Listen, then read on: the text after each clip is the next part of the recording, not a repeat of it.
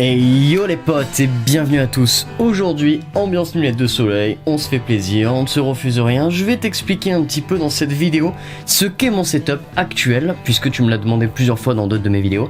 Et surtout, qu'est-ce qu'on peut faire avec. C'est parti, on y va. Alors, comme tu peux le voir, il y a une boule de lumière derrière. Avant, il y avait un écran parce que je viens de vendre mon PC. C'est pas grave, je l'ai vendu à quelqu'un qui a l'air assez cool et je pense qu'il va bien s'amuser avec, en tout cas pour de longues années, ça c'est sûr. Moi bientôt je vais racheter un autre PC, ça c'est une certitude aussi, et du coup je vais te faire cette vidéo setup pour en faire une mise à jour une fois qu'il sera fait. Et tout ça pour vous dire que même avec mon setup, je vais pouvoir réussir quand même à continuer d'étalonner, etc. Vous allez voir, ça va être cool. Donc la première chose à dire de mon setup, c'est mon premier appareil photo, ma première caméra, donc ma première caméra qui m'avait été offerte. Donc ma caméra c'est un Sony Alpha 5000, c'était ma toute première caméra et croyez-moi, bah ça faisait des trucs assez cool. Vous pouvez voir notamment sur ma chaîne le film La Dame de Marne qui a été tourné avec. Donc ici j'ai un objectif 3.5-5.6 16-50 mm sur un capteur APS-C. Le Sony Alpha 5000 c'est l'appareil photo que je conseille, le réflexe hybride que je conseille à tous les débutants qui veulent se lancer dans la vidéo. Autant pour YouTube, autant pour tout le reste, ça coûte 300 balles et ça fait juste des trucs de malade pour 300 balles. Donc clairement je vous le conseille à tous, très très loin. N'achetez pas forcément un Canon ou un gros réflexe super cher, style un Canon 700D ou quoi pour commencer. Un Sony Alpha 5000 c'est 10 fois mieux et en plus c'est moins cher.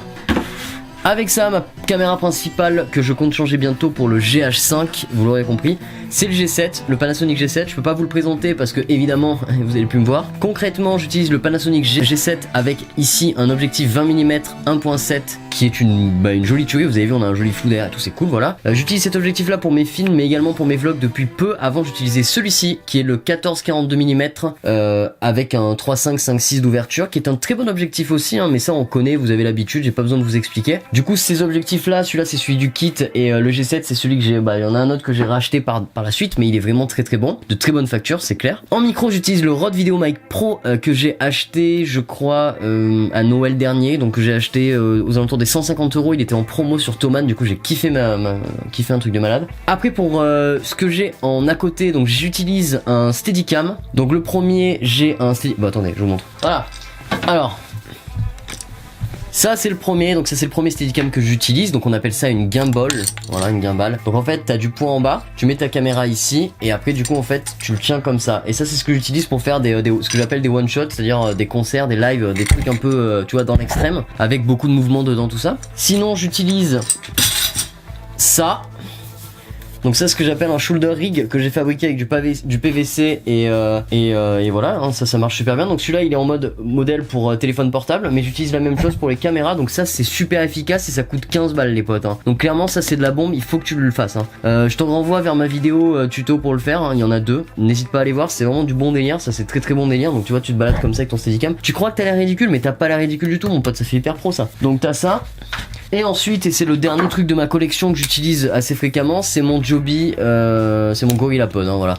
Concrètement, le Joby GorillaPod c'est très cool, mais le problème c'est que tu vois là, moi il y a un peu d'usure dessus et du coup bah en fait la patte elle est toute molle et ça tient plus en fait, ça tient plus. Genre si je le mets même tout seul ouvert, il s'ouvre encore plus, donc c'est pas bien. Sinon c'est cool parce que t'as la bulle de niveau, mais je te conseille si tu veux un GorillaPod comme ça que tu peux poser partout, d'acheter la version SLR Zoom qui coûte beaucoup plus cher mais qui est bien meilleure. Voilà. Ensuite pour mon PC, avant j'utilisais deux écrans, maintenant j'utilise qu'un seul écran et ma télé. Et mon PC c'est les écrans c'est des écrans AOC classiques. Mon PC actuel, du coup le PC que j'ai récupéré c'est mon ancien PC. Donc j'utilise 8 Go de RAM DDR3, un processeur i5 2500K, donc tu vois ça remonte, hein, c'est les premiers i5K machin et tout ça là. Une carte graphique 6970, 2 Go, attention, hein, 2 Go, rigole pas quoi. Et évidemment la petite alim, la petite carte mère, tout ce qui va bien à côté, le petit boîtier, t'as compris l'idée. Mais bon, rien d'extraordinaire, ce PC là je vais le garder le plus longtemps que je peux, mais en tout cas à partir de cette vidéo je l'ai monté avec ça. Le live de ce soir je vais le monter avec ça, enfin tout ce que je fais maintenant je le fais avec ça. Du coup voilà, hein, on fait comme on peut, mais ça va le faire, ça va être cool, vous verrez, ça va bien marcher, on va essayer en tout cas. Bon je sais que ça va beaucoup ramer quand je vais faire des gros lives etc, mais c'est pas grave. Voilà les potes, ça c'est pour ma vidéo setup. J'oublie peut-être un petit dernier détail, j'utilise également un iPad mini 4 ou 3, un iPad mini 3, je crois que c'est un 3